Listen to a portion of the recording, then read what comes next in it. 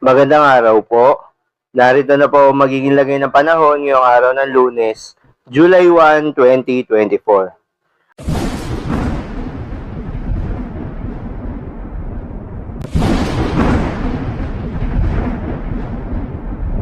Sa kasalukuyan na tayong sa pag-asa, dalawang weather system ang nakakaapekto ngayon sa ating bansa.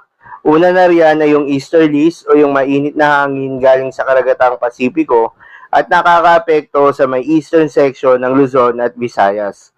Kaya naman nasaan yung maulap na kalangitan na may kalat-kalat na mga pagulan at pagkidlat pagkulog.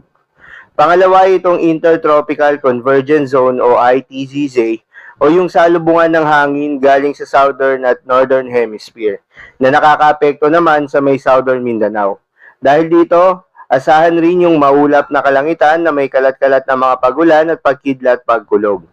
Habang sa nalalabing bahagi ng ating bansa, ay asahan naman yung bahagyang maulap hanggang sa maulap na papawirin, dulot yan ng easterlies at mga localized thunderstorms na umiiral tuwing hapon at gabi.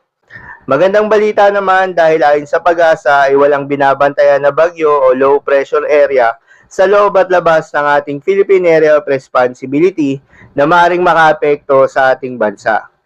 Ang ahensya nga ng pag-asa ay naglabas na ng datos para sa mga posibleng track ng mga bagyo na papasok o mabobuo sa ating Philippine Area of Responsibility ngayong buwan ng Hulyo.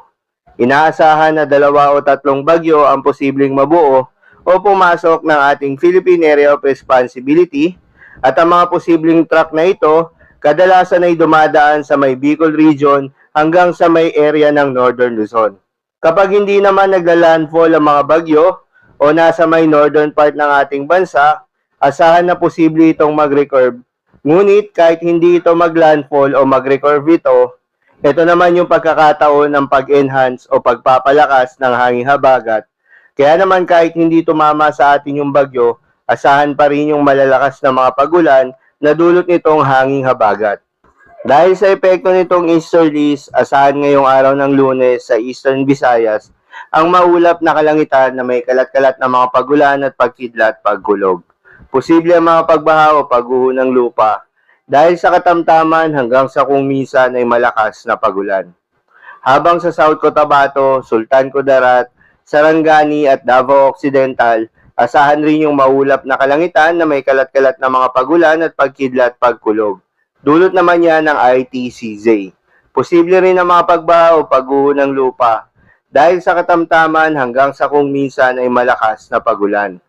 Sa Bicol Region naman, Quezon at Aurora, asahan naman yung bahagyang maulap hanggang sa maulap na papawirin na may kalat-kalat na mga pagulan o pagkidlat pagkulog. Dulot naman yan ng easterlies. Posible rin na mga pagbaha o pagguho ng lupa during severe thunderstorms. Habang sa Metro Manila at iba pang bahagi ng ating bansa, ay asahan rin yung bahagyang maulap hanggang sa maulap na papawirin na may kalat-kalat na mga pagulan o pagkidlat pagkulog. Dulot naman yan ng mga localized thunderstorms. Posible rin ang mga pagbaha o pagguho ng lupa during severe thunderstorms. Madalas nabobuo ang mga thunderstorms sa ito tuwing hapon o gabi na maaaring magtagal ng 1 hanggang 2 oras. Ingat sa mga posibleng pagbaha o pagguho ng lupa during severe thunderstorms. Ugaliin rin na magdala ng payong pananggalang sa mainit na araw at posibleng pag-ulan sa hapon o sa gabi. Para naman sa lagay ng mga dagat baybayin, ayon sa pag-asa ay wala namang nakataas na gale warning sa anumang seaboards ng ating bansa.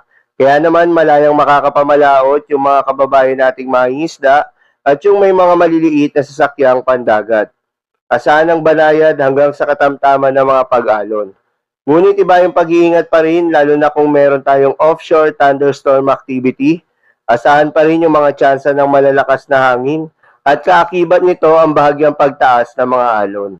So, ilamang po para sa lagay ng panahon ngayong araw ng Lunes. Keep safe everyone.